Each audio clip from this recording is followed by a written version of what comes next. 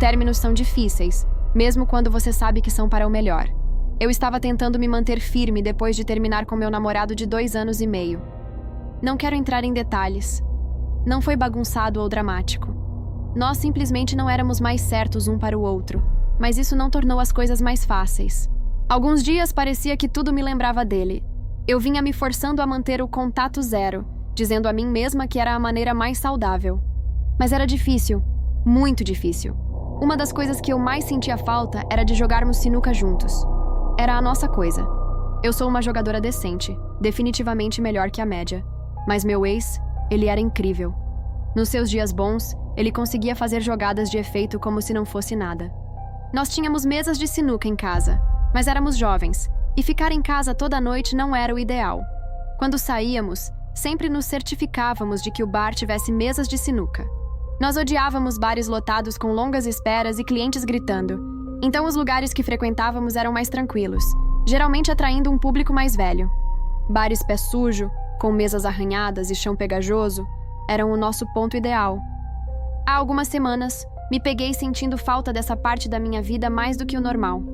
Era uma quarta-feira qualquer, então nenhum dos meus amigos estava livre. Eu não queria mais ficar em casa sentindo pena de mim mesma. Então decidi ir a um dos bares que costumávamos frequentar. Eu disse a mim mesma que não era por nostalgia, que eu só precisava sair. Acredite, eu não sou o tipo de pessoa que sai sozinha, mas eu estava me sentindo de um jeito diferente naquela noite. O bar estava exatamente como eu me lembrava. Iluminação fraca, bancos gastos, uma jukebox no canto. A familiaridade era reconfortante, mas também doía. As memórias vieram com tudo, e eu quase dei meia volta e fui embora. Mas me forcei a ficar. Depois de pegar algumas bebidas, caminhei até uma das mesas de sinuca e comecei a passar giz no taco, sem rumo. Minha dúvida foi respondida quando um cara se aproximou. Ele devia ter uns 20 e poucos anos, a única pessoa no lugar perto da minha idade. Ele se encostou na mesa, perguntou se eu topava uma partida e eu assenti. Jogamos algumas rodadas e comecei a relaxar. Ele não era ruim, não tão bom quanto meu ex, mas não era terrível. Eu não estava pegando leve com ele, no entanto. Ganhei todas as partidas. Conversamos enquanto jogávamos e ele até me pagou algumas bebidas.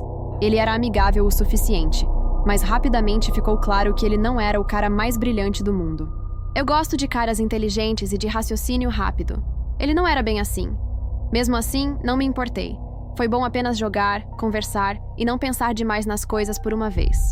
Depois da 4ª partida, ele fez a pergunta: se eu queria ir para a casa dele. A pergunta me pegou de surpresa. Eu congelei por um segundo antes de balançar a cabeça. Tentei ser brincalhona, dizendo que ele precisaria de um segundo encontro para isso. Honestamente, eu só não queria ir tão rápido. Acho que não fiz um bom trabalho ao recusá-lo, porque todo o seu comportamento mudou. O sorriso dele desapareceu e ele literalmente começou a me encarar com raiva. Eu não estava preparada para o que aconteceu a seguir. Ele disse: "Você está falando sério?" E agarrou meu pulso, falando sobre o dinheiro que gastou nas bebidas. Antes que eu pudesse responder, ele também agarrou minha bolsa. Eu nunca tinha estado numa situação daquelas, então, em vez de gritar ou lutar, eu simplesmente travei.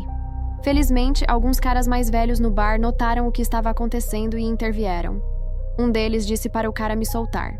Ele me fuzilou com os olhos, murmurou algo e jogou minha bolsa de volta na mesa, antes de sair furioso do bar. Meu coração ainda estava acelerado. Agradeci imensamente aos caras. Para mim, já era.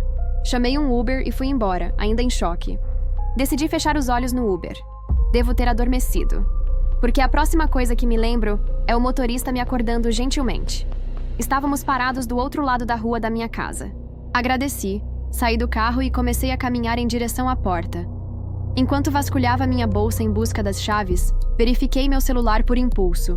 E foi quando eu vi aquela notificação horrível. AirTag encontrado movendo-se com você. Eu quase derrubei o celular.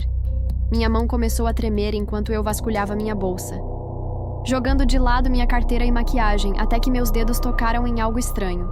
Eu o tirei e olhei, incrédula. Havia literalmente um AirTag na minha bolsa. Uma onda de pânico me atingiu. Eu ainda estava no meio da rua, então o joguei no chão e pisei nele várias vezes até ter certeza de que estava quebrado. Lutei para não gritar e comecei a respirar pesadamente. Eu precisava entrar. Olhei ao redor, freneticamente, mas a rua estava completamente vazia.